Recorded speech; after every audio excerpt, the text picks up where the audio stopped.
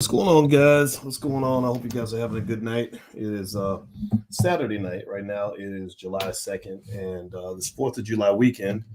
And I wanted to come in and do something that I do sometimes on Saturday night. I call it Dr. Boyce Exposed, and that is where you can ask me any question, and I'll give you an honest answer. So if you have a quick question and it's very short, I will give you a short answer.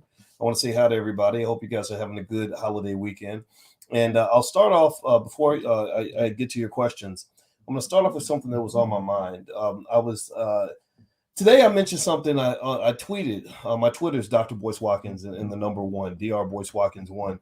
And I tweeted something like, I want my kids to be millionaires. And I noticed that there were some people that said, I don't want my kids to have it easy. I want my kids to suffer. I want my kids to struggle.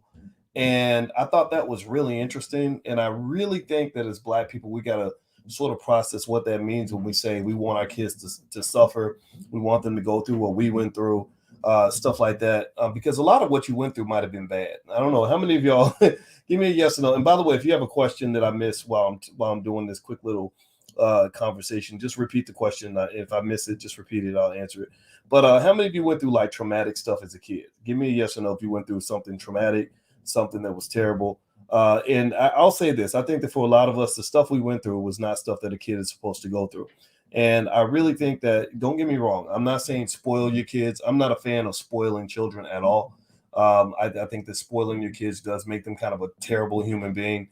And nobody will want to marry a spoiled child. Nobody will want to be friends with a person like that. I had spoiled friends growing up and I didn't like them.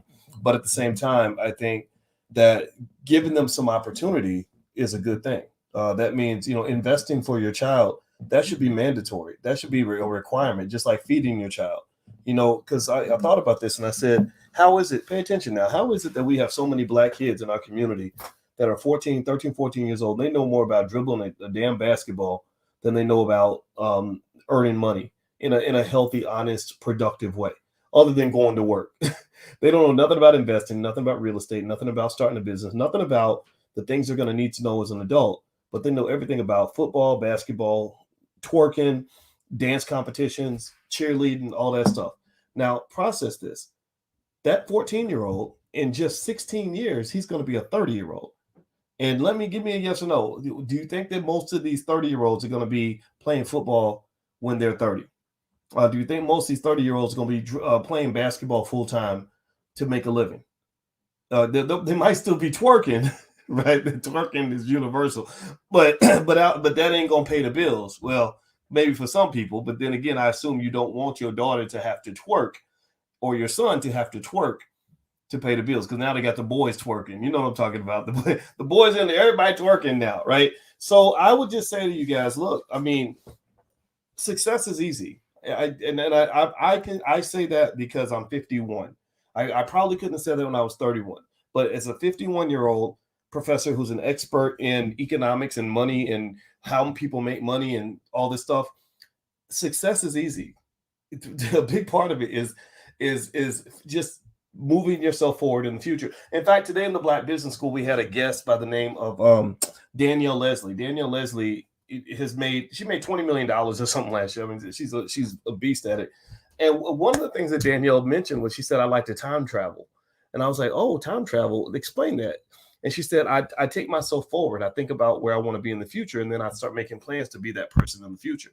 So I think I would encourage you to do this. Here's my little secret of success. I'm not just here to just always just shoot the shit with you. I want you to actually be better when we're done. But I'm not trying to be preachy or teachy. Feel free to ignore it. But I want you to time travel, especially if you have kids. Every parent with a child needs to be a time traveler.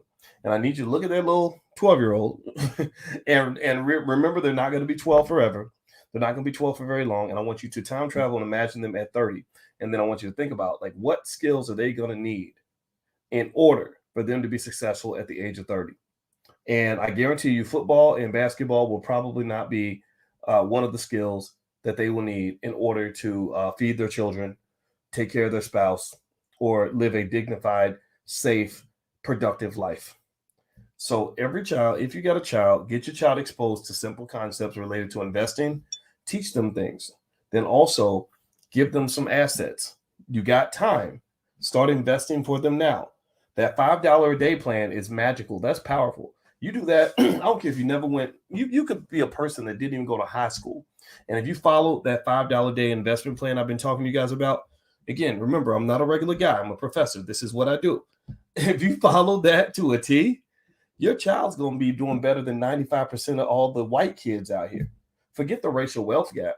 Forget about, oh, I'm black. I'm struggling. I'm black. It's hard out here, baby. I get it. I hear all that. But the reason that it's hard for you is because nobody prepared for you. Nobody laid a bed for you. Nobody gave you an inheritance. Nobody gave you assets. Nobody made a plan for you. Nobody time traveled for you. So we got to be a little bit smarter. Remember, this platform's for intelligent black people.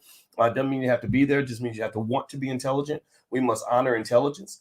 Media feeds you ignorance. Media teaches you to honor the ignorant. It teaches you to honor the self-destructive. It teaches you to honor those who are pushing you backward. I'm not here to push you backward. I'm here to push you forward. I want to push you forward to the future. So give me a yes in the chat. Give me a yes if you're hearing what I'm saying. I don't mean to be preachy on this Saturday night, but that was on my spirit, and I thought about it all day today. And I said, man, if parents would simply think about what their child is going to need at 30 and give them those skills now, give them those resources now, those kids will be ready. Think about how many people have to make terrible, horrible, really stressful decisions just because they don't have enough money, because they can't buy groceries.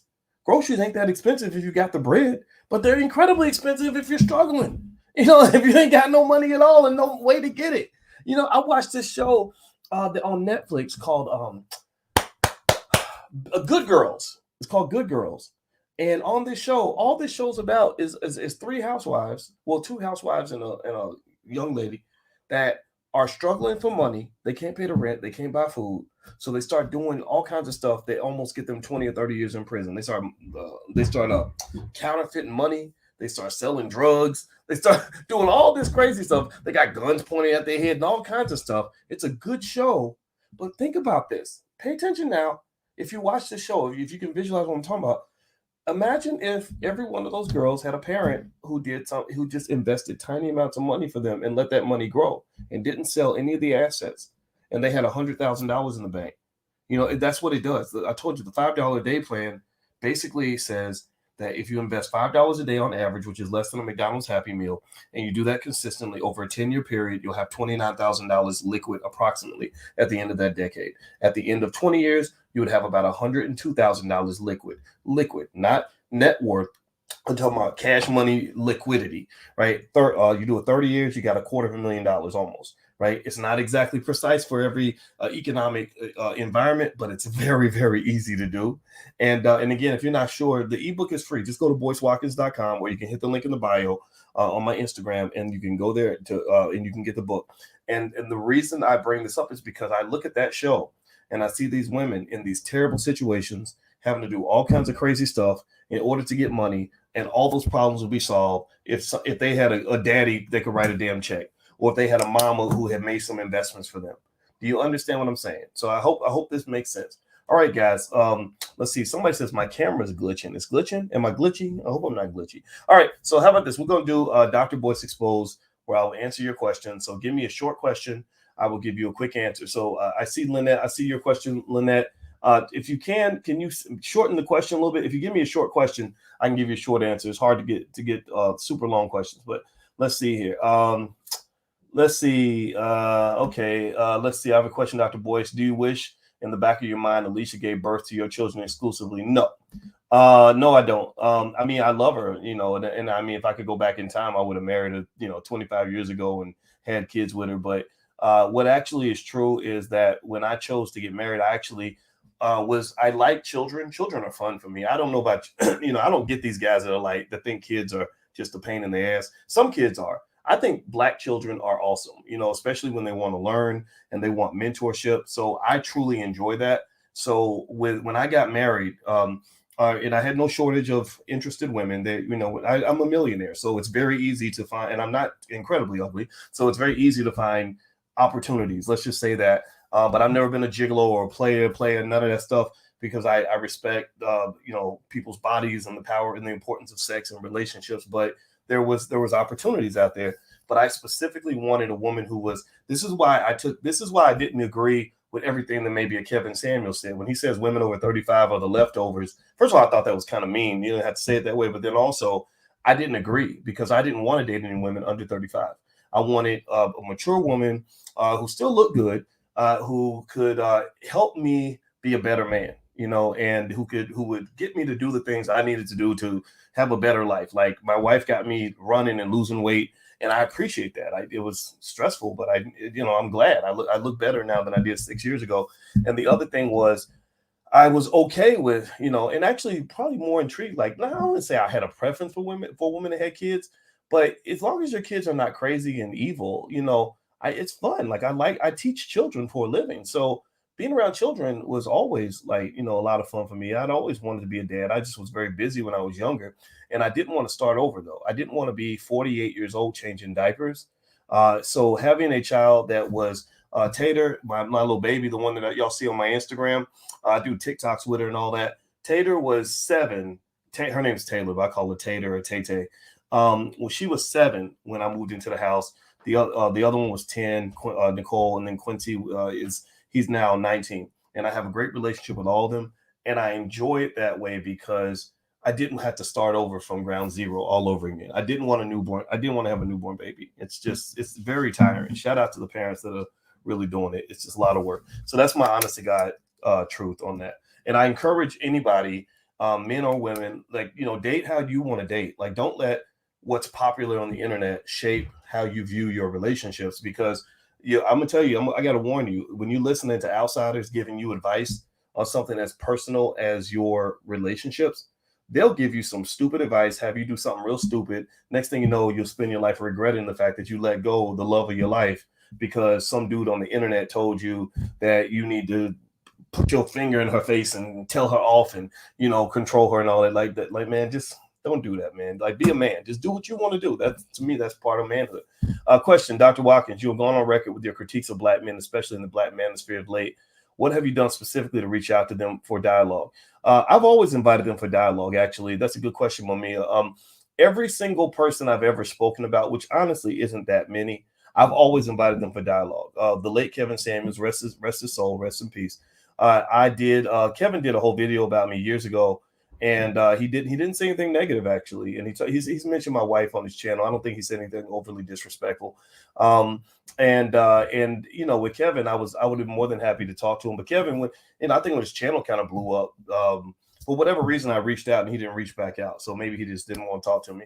But the other thing was there was maybe one or two, like I think like Kwame Brown had a lot to say, and I was reaching through to him through back channels. I didn't watch any of the videos, but I heard he was making a lot of videos about me. So apparently something was really bothering him. And my feeling is always like, if you're a man, you're willing to sit down and talk to another man eye to eye, face to face. So I was always willing to, I was like, look, hey, let's just sit down. Let's shake my hand. Let's look each other in the eye. And everything you said online, I want you to just say it right to me so we can really talk it out and I can understand where this is coming from, because I don't even know you, So ultimately, I'm not critical of the manosphere. I am supportive of Black manhood extensively. You guys have heard me consistently talk about the emasculation of the Black male. I just want you guys to have a diverse view of what manhood looks like, instead of like the false. I think people feed you a lot of lies. They tell you things that you want to hear. They can feed you toxicity because they can build off of your resentment, your triggers, your trauma. And there's plenty of people online who are very happy to take Black trauma and build on it to get you to hate the Black woman or to hate the Black man. I believe you can be a full-fledged, full-grown, stand-up guy, a powerful man, and not have to hate Black women at the same time, because that's just kind of, I think it's a little bit bitchy, and I think it's also not productive, and it's also not pro-Black, because all of us come from a Black woman. So when I stand up and I hate the Black woman, or I'm beating up on Black women every day, I'm really beating up on my mother. And I'm not going to beat up on my mom. I'm here to protect my mother. Masculinity is protective. It is not predatory. So that's my part. So my problem is not with the manosphere. It's with the predatory parts of the manosphere, or the parts that just are not logical and somewhat disrespectful. So So, if anybody misinterprets that, I can't help that. But I told them, I always tell them like, hey, you're welcome to reach out to me. I'm not some magical Jesus figure that you can't touch. I've told these guys that do the videos. One guy did a lot of videos. I forgot his name. His name's O'Shea Jackson, but I don't know him. And I thought that was weird because I know Ice Cube. I know O'Shea Jackson. Like he and I are friends. And I'm like, is his name O'Shea Jackson too, or did he take another man's name? I thought that was a weird. I'd love to ask him about that, but I told him, but maybe it's just a parody. Maybe people that's just what they do. They just make fun and think it's funny or whatever. But it's fine. I don't. It's not. It's cool. Let's see. I'm needing a real answer. Okay, I gave you a real answer. I don't know what your question was, but you got to repeat the question. All right. So let's see here. Next question, Rodney. What financial advice do you have for a young doctor making six figures in terms of managing money and keeping it within the Black community? Great question. Number one, make sure you invest as much as you put as much money into your investments as into anything else. If you're a young doctor making six figures, that's great because you have a lot of income and a lot of cash flow, which gives you a lot of opportunity to build wealth. But there's also a chance you probably have a lot of student loans and stuff like that from medical school, unless you were lucky and don't have any loans at all. I would not rush to pay off those student loans necessarily. I would actually take that money, put it toward, things like home ownership. Real estate is a great way to build wealth. Also, stock market investing is a great way to go. I would also say that perhaps if there's a way to get involved in a side hustle that doesn't take a lot of your time, that might work. Remember, I think as a doctor, what's so cool about being a doctor is that you're smart, you know how to study, you have a lot of skill. And I've seen a lot of doctors pivot slightly and literally find a lane that nobody else is in and end up making 10 times more money than the average doctor. So, a lot of us grew up in this world where we thought, okay, if I want to make a lot of money, I got to go to school for a long time and then I'll make 200,000, 300,000, 400,000. I know people who make $400,000 in a week and didn't go to college, So the biggest skill out here, if a person's trying to make money, it ain't going to school for 10 years like I did. I went to school till I was 31 years old. The best ways to make money is like if you learn business and sales and e-commerce and how to scale up a business, that's how you make the money. Like the people in Lamar Tyler's group, Traffic Sales and Profit out of Atlanta, most of those Black folks in that group are millionaires. They're cracking 6, 7, 8 figures, So, I think the world has just changed. And so I would say as a young Black doctor, if you love what you do, then keep doing what you're doing. Take that cash flow, I will pump it heavy into your 401k, your tax deferred stuff like that. But also, go into real estate so you're diversified, but then also be prepared for that next move in case you get tired of your hospital or you get tired of the profession. My sister is a medical doctor and she still does autopsies, and she makes a lot of money doing autopsies. And she was tired. She worked at some hospitals in Chicago, and it was burning her out. And she was working her butt off and just getting that little paycheck. And it seems nice at first, but then after a while, it didn't feel so nice. So what she did was she slightly pivoted, where she didn't go straight 100% entrepreneur, but she went and worked for a doctor that had a business where they were paying her more money to do the autopsies, and she was able to do contracts with different places. And now she goes out, and that girl be killing it. I mean, that girl she does as much money as she needs to do whatever she wants. So I would say if I'm a Black professional, I either if you hate the profession, you leave it and you find a new skill, you get with some people that know how to do businesses, or you find a hybrid where you can still take your superpower and just apply it in a different way. For example, I'm an example. I was a professor at Syracuse University. I was making $115,000 a year, which was a lot of money back in 2001. I guess it's still a decent amount of money now. And I didn't enjoy the environment. It was somewhat racist. The school wasn't really ready for somebody like me. So I took my superpower and I was still a professor. I was still doing research, but I just did it in a different way. And it worked out very well.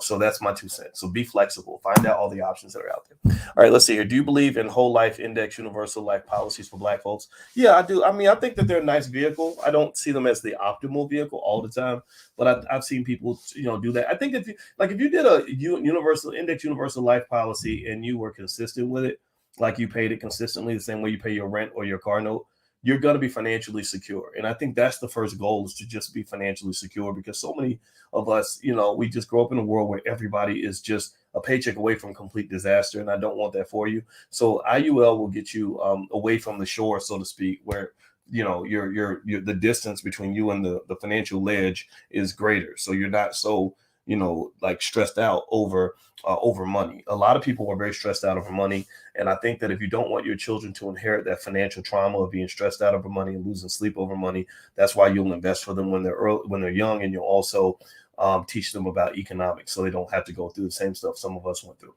Let's see here. Dr. Watkins, paying $11K for an online MED degree. Online MED, Masters in Ed. I think that's not bad. I think the question would be, Audrey, what are you getting after you're done? If you're looking for a job, what does that job market really look like? Don't just take their word for it. Like, really see if you can get some confirmed statistics on, how easy it is to get opportunities.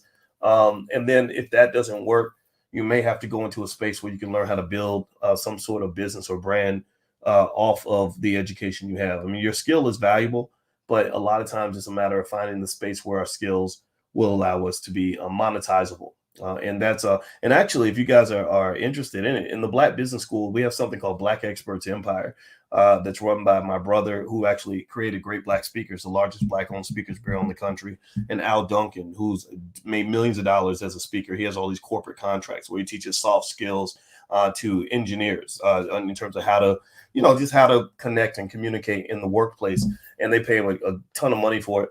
And what they do is they focus specifically on helping Black professionals learn how to monetize their talent. And so I would encourage you to get in spaces where people are creatively monetizing their talent and not just thinking, okay, I got to find a job. Because sometimes the job market doesn't give you what you're looking for. Sometimes the job market sucks. And so if you're interested, just go to go to boycewatkins.com. You'll see a link for the Black Business School, and feel free to go check it out. Let's see here. Somebody says she chose your ass. Who chose whose ass? Whoever prefers you chose wrong too. Ooh, y'all in there fighting. Okay. Do you help without having to expose my personal life on social media? I don't know what that means. I'm sorry, I don't get that question. I don't think I exposed your life. I hope I didn't. Is there another way to insert questions? Just type it in the chat. Let's see. Are you aware that 80% of countries around the world are developing their own central bank digital currency? Really? I did not know that. If you want to know my two cents on crypto, I think crypto will make a comeback. It's going to be mostly like Bitcoin, Ethereum, and the big boy cryptos. The tiny little loser cryptos, a lot of those are dead. Those what's happened is like that. Those how can I say those cutting edge, very risky kinds of ways of making money in crypto, like the DeFi and staking your crypto, and these stable coins that are supposed to be as good as cash. All that stuff bankrupt. All that shit went to hell. Like all that stuff, all those stable coins were proven to be unstable. A lot of those, those crypto stakers, a lot of those took people's money, and what they're finding is that they just don't have the backing of a central bank to protect them from situations like this. They're having a liquidity crisis because the crypto space was over leveraged, because the people, they love to take a lot of risk. They love to live on the edge. Well, that's the problem. See, people tell you to live on the edge, live on the edge. The reason they were comfortable living on the edge was because the Fed made it easy to live on the edge. It's easy to live on the edge when there's like a big mattress down on the ground that's going to catch you if you fall. Made out of cotton candy. Yeah, it's easy to be on the edge, but it's not easy to be on the edge when you're being pushed off the edge and there's nothing down there except concrete. So a lot of these companies are going to die because they were too edgy. Sam Friedman, I think that's his name, who runs FTX. I don't know what he did, but I wish I could talk to him because he sounds like one of the smartest people in the world in the crypto space. And the reason I say that is because he is going around and he is positioning himself as what they call a lender of last resort in this space. So what he's been doing is he's been picking up assets in the crypto space at fire sale prices. Like he bought a big gigantic stake in Robinhood because the stock had crashed. He went and made a massive loan to a couple of other crypto trading platforms. So he's coming in as a central bank. And I bet you the reason he's able to do that is because he did the first thing I would do if I made billions of dollars in crypto, is to get my money out of crypto. Not all of it. Not all of it. I'm going to leave some of it in there because I want a piece of the action, but I'm not leaving 100% or 80% or 90% of my wealth in crypto. Hell to the no. I'm leaving about 15%, maybe 20 if I really want to be enthusiastic about it. And the rest, I'm buying real estate. I'm over here. I'm all up in the stock market. I've got, 20 or 100 million or 200 million in cash sitting around just in case there's a disaster and I can go out and buy the world at fire sale prices. That's smart investing. You have to be diversified. When people are not diversified, they get killed. That's how people lose everything. Whenever you hear about an athlete who says, my financial advisor, lost everything, they lost all my money, it's probably because the financial advisor put all their money into, a couple of businesses. Like, oh, we're going to invest in this bowling alley. We're going to buy your cousin's liquor store. Not smart. All right, let me see here. Crypto will tokenize those asset classes. Okay. Can we discuss the impact of celebrities donating to HBCUs? I mean, I don't think they're really donating at a high level. And I don't believe Diddy, honestly, when he says he's going to do something. I need proof because he doesn't have a lot of credibility. I mean, he does a lot of talking, but then again, maybe he will actually write that check, but I know that Diddy used to call Dr. Claude Anderson and talk about how much he loved Powernomics and make all these outrageous promises. From what Dr. Anderson has said, and Diddy didn't really follow through from what I understand. I don't think he's ever written a check. Ice Cube wrote a check. Ice Cube and I wrote a check together. I asked him, I said, hey, Dr. Anderson, they don't get a lot of financial support. A lot of celebrities reach out and they call and they talk a big game. Kanye was calling, talking to Dr. Anderson a lot. I don't think Kanye ever wrote a check. I told Ice Cube, I said, let's write a check. And I said, I'm not asking for your money. I got money too. I said, I'll buy 1,000 copies of Dr. Anderson's books if you buy 1,000 copies. And he said, okay. So it was about maybe $30,000, $40,000. I can't remember the exact number. And he was appreciative. And what was unfortunate and sad and kind of just upset me very much is Dr. Anderson said, you're one of the few people who's ever actually put money into the Powernomics Corporation. Let's put money into his institute, and then people like yourselves who bought his books, which, by the way, they're at powernomics.com. If you haven't got his books, I hope that you'll take a look at them. And I just think that's despicable. I don't have a lot of respect for most celebrities. They have to earn my respect because a lot of them became very famous because white people put them on TV. They don't particularly have any tremendous benefit for the Black community, but we look up to them because our self-esteem is collectively low, and we think that if white people have accepted you, then that makes you special. But the truth is, at the end of the day, I think you got to look at what are you actually doing for the community? Like, what are you really doing that's moving the needle? And so I'm not saying that the needle isn't being moved. I'm just saying that, it's all a bunch of nonsense to me. It's a bunch of symbolism. Symbolism means nothing to me. Let's see. You bought plenty of houses for $500. Who bought plenty of houses? Who y'all talking to? Are y'all arguing? Are you a fan of schools bringing back over-the-knee spanking? I think there's better ways to discipline a child than spanking them. I'm not a person who believes that spanking will just traumatize the child and ruin them for life. I don't believe that stuff. I mean, unless you're like beating them with I don't know, making them stick their finger in an electric socket or something. I mean, I got spanked. I got whoopings when I was a kid. I didn't like it, and I think that there's better ways my parents could have done it. But I don't, feel overly traumatized or resentful because of what happened.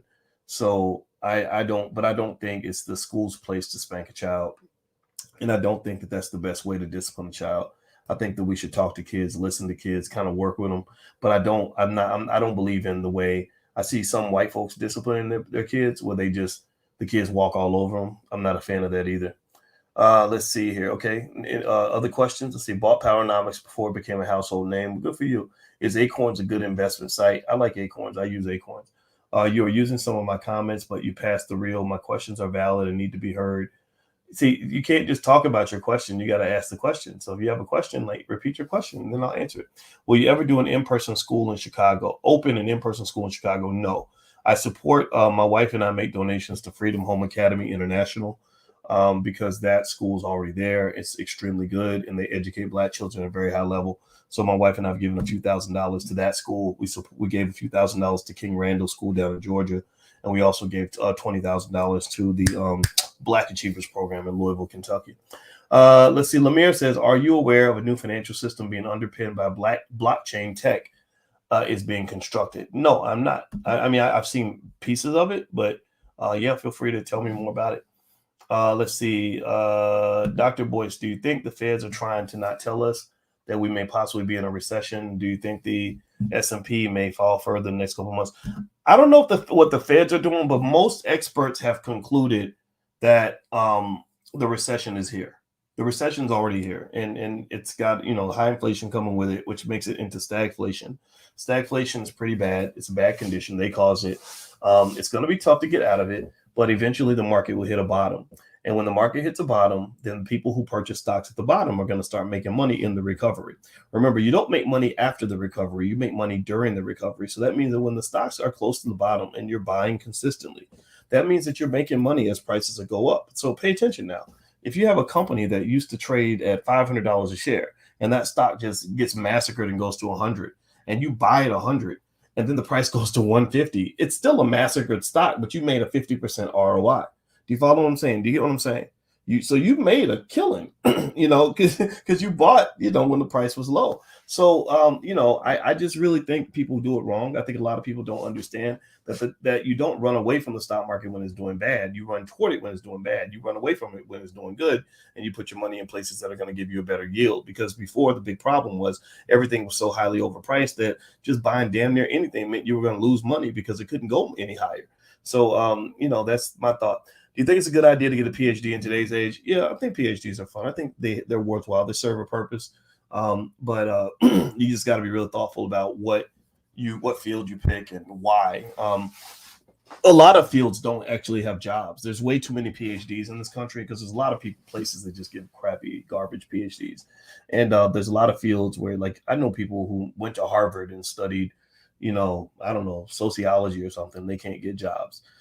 So it's like there are some fields where the doctorates just aren't in demand in the job market. But if you're a PhD, you're supposed to be pretty smart, which means that you should be smart enough to know how to monetize your talent. The ability to kind of monetize your life and monetize your talent is incredibly powerful, because if you think about it, people who are stuck in like corporate slavery and all that, usually it's only about $5,000 a month that they would need to be free from the corporate slavery. And I remember thinking that, I said, okay, if I can just find a way to make $5,000 a month without going to work every day, I'm good. I can live the rest of my life and be free. Entrepreneurs don't have a hard time doing that. Really good entrepreneurs, like people that are really trained on it, they take 2 or 3 classes on it and learn how to set up a business and get moving. Some of them end up making $100,000 a month. But if you never get exposed to it, you know nothing about it, then it seems like a foreign language to you. So and I believe every Black person needs to be an entrepreneur, especially every Black man. Black men need to be entrepreneurs because they don't want to hire you. They don't like you. And also, they're going to charge you with sexual harassment if any of those girls hit on you and you decide to have sex with them. They won't do that to women. They'll do that to men because men tend to have power, and the people with the power are the ones who get held accountable. So ultimately, when I talked to my son, I said, look, you're tall, you're handsome.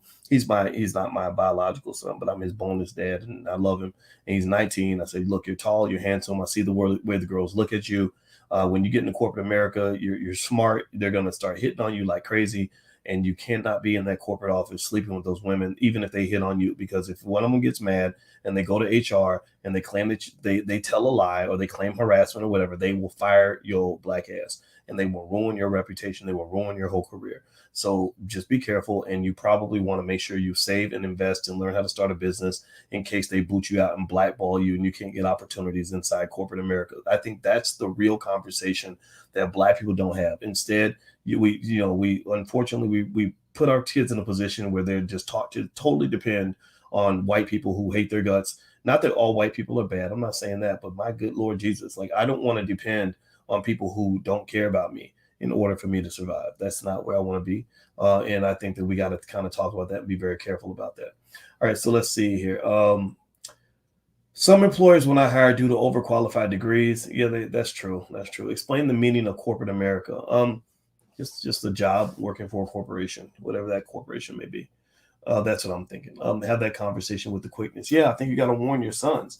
When I went to Syracuse University, my father said, do not have sex with anybody on that campus. He said that to me back in 2001. 2001, he said that to me, and I didn't. And I sat there and watched a professor. His name was Adam Banks. And I watched him, my same age, get caught where he slept with a student, and she filed charges against him. But it wasn't rape. It was like sexual misconduct, which I still don't know exactly what that means. And he was on TV. His mugshot was on TV. And I was like, whoa, my father was right. because nobody ever asked his side of the story. Nobody cared what his side of the story was. But also he slept with a student, but she was grown. She was 23, 24 years old. So, it was two consenting adults, but it was still inappropriate. But when I remember one time I said to an old, like an OG professor, I said, yeah, I can't believe some of these professors will sleep with the students. And he just laughed at me. He kind of laughed. And he said, do you know how many professors will sleep with the students? And I thought maybe I was naive. Like, I was like, well, I would do it. I would. There's plenty of women out here you can go sleep with. You ain't got to sleep with a girl in your class. And in fact, when I went to the Yale Club, in New York this week, and I met a guy. He happened to be Jewish, and he's a really smart guy. He was a professor at Yale and also at Harvard, and he was in the law school. And he told me, he said there was one professor at Yale that had slept with hundreds of students, like during the time that he was a professor. I said, hundreds? He said, yeah, hundreds of students. I don't even understand that. I don't even, and maybe that's a type of white privilege that's out there that I don't know about, or maybe that's like a type of just insane behavior that I can't understand. But, I just really think, like, I think men just have to be educated. Like, you don't want to put yourself in hundreds of situations that are going to possibly ruin you. Eventually it's going to catch up with you. I mean, you can enjoy your life. Women are great, right?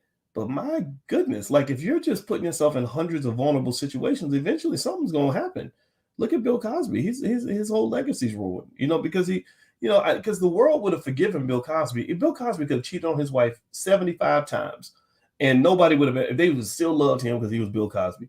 But when you just do anything in excess and you're not careful and strategic with your actions, you open yourself up to tremendous problems. And I really think that we got to have those conversations with our sons. And I don't know if enough people do. I don't know, but I'm not judging. I mean, it's like people do what they want to do. Any ETFs I should research to buy, or should I be looking at individual stocks? Vanguard has a lot of good ETFs. The S&P 500 ETF is that's pretty diversified, and they have others that can help you pinpoint specific sectors of the market. But that's what comes to mind. The S&P 500 ETF. The ticker is, or it's called a SPDR, and the ticker is SPDR. Do you agree with the mass exodus of teachers leaving the teaching profession? Yes, because we treat our teachers so badly. I would hate to be a teacher right now. God bless every teacher in here. God bless you. I love you and I appreciate you, because we do not respect you. We do not respect those children. This is what's going to destroy America. We don't pay our teachers enough, and we also put them through hell. We also don't invest in our kids. That's what's going to ruin our country. Our kids are dumb compared to the rest of the world. They're not ready for the future. The Chinese kids, they're doing like heavy calculus in the in the 6th grade. Our kids can't even read, man. And how do you think you're gonna compete when your children have, like, the adults are too busy twerking and whatever we're doing to like invest in the kids? So I'm just gonna say, yeah. So I don't blame the teachers for leaving. I would have left a long time ago. Let's see here. Maybe there's another way to teach. Like I teach, but I teach here, like on my own terms. I wouldn't go in the classroom. What do you see as the future of the woke thinking and the downward spiral in the economy? I think wokeness will still be there, but I think, there are people out here that have enough common sense to know which woke ideas make sense and which ones don't. Like the one, like this idea, like I was joking with somebody about how, they decided that, a man could decide he wants to be a woman and then go compete in women's sports in the same year. And then go dominating the women, beating their asses and, whatever. And a lot of people are starting to just say that's not right. Like, you can't, if you're a man, you want to wear a dress and be a woman, whatever you want to do, you're allowed to do that. But you shouldn't be allowed to go out and then compete with women, bringing all your testosterone and your muscles, in what becomes an unfair competition. So I think people have they're challenged. They're kind of pushing back on wokeness. But it's still here to stay. There's some progress made in that area that I don't have a problem with. Like, I don't have a problem with gay marriage. I mean, who cares if people want to get married? If they want to get married, let them get married. I don't have no issue with that. Let's see here. Let's see. You have some good information, but you're getting beside yourself. God don't like ugly, and he ain't fond of cute. Are you talking to me? Those are some pretty nasty comments, but you're not too nasty, so I'm not gonna block you yet. But you keep talking crazy, you're gonna have to go, man. Let me see here. Do you think China is a superpower? Yes, I do. Are you celebrating the 4th of July? No, not really. I mean, I got black people in the neighborhood. They're barbecuing. I'm going to go hang out with them, but that's about it. What are some alternatives for teachers leaving the profession? Well, I like the online teaching industry is really, really big right now. Daniel Leslie did a really great event today, and I know some people that are starting to teach classes online and stuff like that. There's a market for that. I think it's a matter of figuring out what people want and offering it, and find a few people that will be willing to pay you to show them what you know. So I think teachers have tremendous skill. I mean, teaching is a very powerful skill set to have, and I wouldn't assume that the only place it's valuable is in the classroom. Am I coming to Los Angeles? Not anytime soon, but I am going to come soon at some point.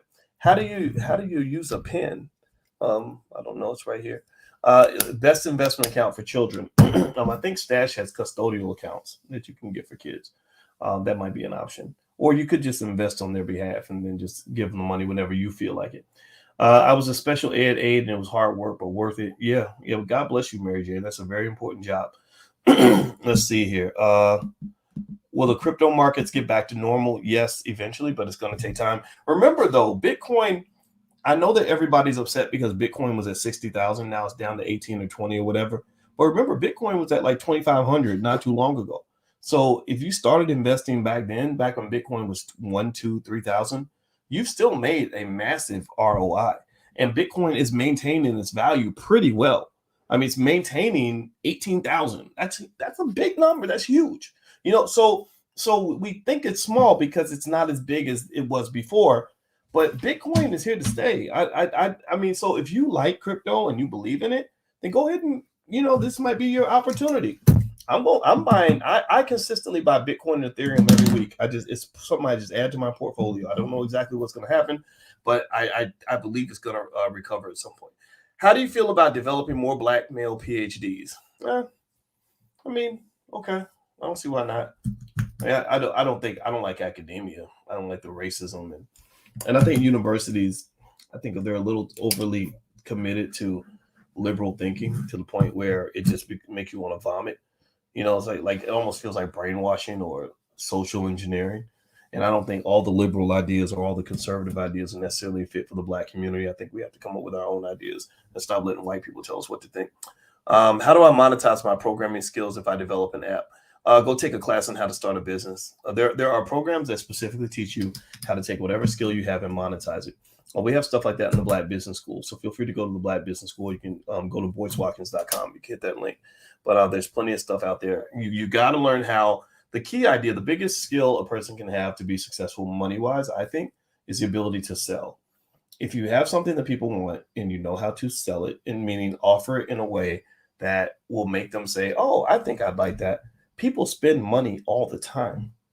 And they will, and it's not even, and if you have something people want and you help them understand how they can use it, you're not even really making a sale. They're happy to give you their money. They're like, great, I need this, and you got it. Okay, here, where can I buy? Think about it. Look at how much money we all spend. We spend money like crazy. It's not like, I ordered Chipotle today. It's not like Chipotle really had to sell me their chicken. They just had to have some chicken available, and I wanted to give them my money. You understand? So don't think of it as it's like some overly magical process. Just think of it as like a skill set that you didn't get as a kid that I suggest you pick up later on. I really believe that a person that no good salesperson should ever be broke, period. All right, so let me keep going. Let's see here. Any suggestions on venues that may accept a lecture from the Minister of Wellness? He's doing them at no cost right now. I'm in Chicago. I don't have any venues. I like the Minister of Wellness. He's my buddy. He's a great guy. What do you think of the stock market? Is it a good idea to be investing now, hold out a little longer? I'm investing now. I'm buying everything I can get my hands on. Dr. Umar Johnson has a great idea, but the execution of the idea is slow, lack of organization. He needs a project manager. Check. I agree with every single comment you just made. How do you feel about abortion laws? I'm probably pro-choice because I'm not necessarily going to go out of my way to stop somebody else from doing what they want to do. But at the same time, I have a bias because I was a great candidate for the procedure. And also, I think that the way we have that conversation is all wrong. I believe in fathers' rights. I believe fathers should have the right to have some say in what happens to their seed. Also, the whole my body, my choice debate. It's what it does is it gives one group their rights, and unfortunately, it's at the expense of everybody else. So, as a father, you're telling me I have no rights because you want to have rights. Because you want to have rights, I have none. And so, I just really think Planned Parenthood starts with who you plan to lay down with. My body, my choice starts with the bedroom. It doesn't start with the clinic, and that's where I stand on that. But it's in terms of me, going out and fighting somebody's right to get the procedure. I'm not one to do that, but I will not participate in that procedure. If I was with somebody that was pregnant, I'd be like, no, I want to have this baby because it doesn't sit well with my spirit. I didn't like Janelle, what's her name? Jamel Hill wrote an article where she basically was explaining, I guess, because, they like to use black people as their pawns for whatever their agenda is. So they get Jamel Hill, and she writes an article that pretty much read exactly the way I knew it was going to read. And if you look at Jamel's background, part of the reason she also has like issues with men and all that is because her daddy was a drug addict. Like, I knew this, I predicted these things, and then I researched it and found out. She said first time I met my daddy, he was on high on heroin or something crazy like that.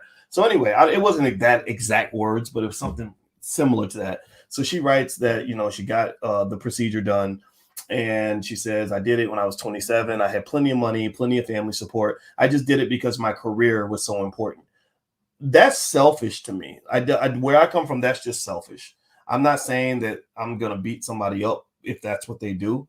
But my feeling is, then why not just not get pregnant? Why not, what is this? So it comes off, it feels to me like there's just, like this accountability thing that we have trouble with. And people feel that by asking for some degree of accountability for your children or your family, that you're being oppressive. And it's like, no, that's not oppressive. It's just common sense to me. So, I'm not going to be one to necessarily fight to overturn Roe versus Wade the other way. But also Roe versus Wade, remember, it was built just on a horrible lie. I read the whole history of Jane Roe, and Jane Roe was a really troubled lady. Like, she was really like, she robbed a convenience store when she was 10 and ran across state lines with her girlfriend at the age of 10. And so she got pregnant like 3 times before the age of 21. And the third time she wanted to get an abortion. And what she did was she lied and said a group of black men raped her. And so I just really think that all these conversations have to be had so we can kind of know that all this was built on a lie anyway. So, I'm not necessarily going to follow it. I'm not necessarily going to fight against it. But honestly, if you ask me, do I think children deserve to live or die? I think kids deserve to live. That's just what sits well with my heart. Should I do a tax deferred account to reduce my taxes? If you can, yeah. Do you trade in the Forex market? Not a lot. How do you feel about trades, training instead of college? I think trades, Leslie, are awesome. I think trades, most people I know that have a trade make more money than people I know with a college degree. I know a lot of people with a college degree who ain't making no money. You provoked me to read up on her. Thank you. You're welcome. Do you think Jay Morrison's going to be a billionaire? Yes, I do. And I mean, to me, he's already worth $1 billion to the community because that Black House is amazing. You got to go check out the Black House one day. How do you get music movie producers to admit they stole copyrights at gunpoint? I have no idea. That sounds scary. At age 21, how to invest $1,000? An S&P 500 index fund or something like that might be a good place to start. How do you feel? Let's see here. Next question. Let's see. Somebody said, okay, stop it with the attacks on the liberals. Yeah, blah, blah, blah. Always copyright your work. Absolutely. Let's see here. Oh, wait. How do you feel about, wait, okay, I saw that question. I'm scrolling. Do you celebrate American holidays? A little bit, I mean, we do Christmas and stuff. Let's see. Next question. Dr. Boyce, do you think someone getting a sociology degree can go into entrepreneurship and this is feel lucrative? Yes.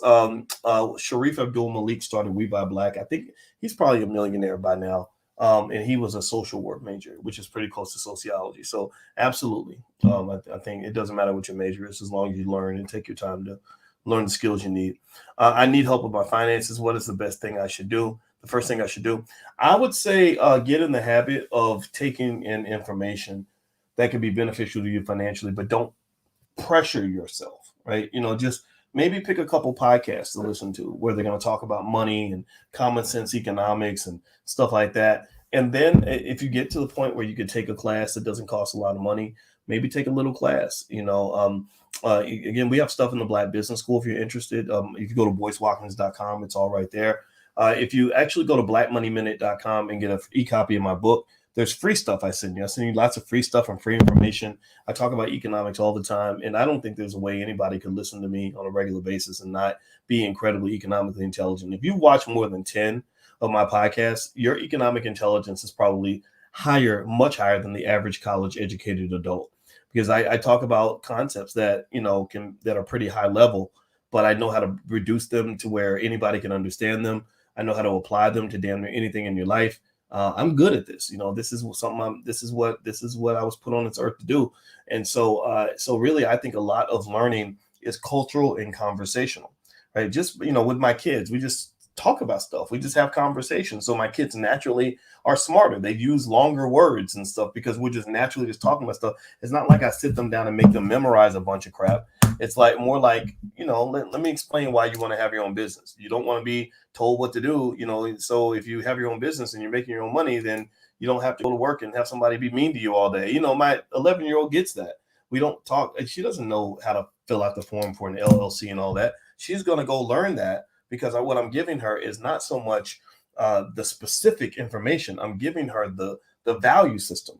I'm helping her prioritize how she wants to conduct her life. So she tells me she wants to be a dancer in Paris, and I'm like, okay, well, I've got some money invested for you. Your dad does. I'm her bonus dad, so she's lucky. She's got 2 dads, and we take good care of her. We protect her, and so you're gonna have some of that wealth, and then also you're gonna have some skill so that you're gonna have your own business. Let me show you. How filmmakers and stuff like that operate when they operate independently. And then you can go live in Paris and do whatever the hell you want, because you're going to create a life that allows you to have enough money that you can create the financial security where you can go out and do what's important in life, which is to be happy.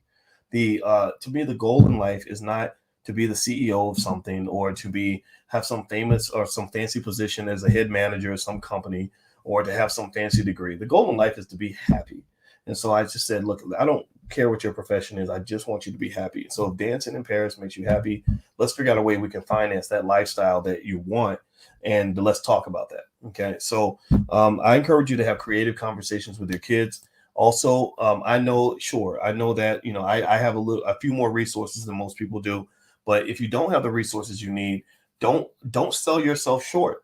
Your love and your attention and the knowledge that you pick up just from listening to people like me and by sharing that with your kids, that goes a long way. My grandmother taught me about economics, and she got an associate's degree. She never made more than $22,000 a year, but she taught me things that guided a big chunk of my life. My grandma she would keep an old school little notepad and just a little budget on a piece of paper and did old school grandma stuff.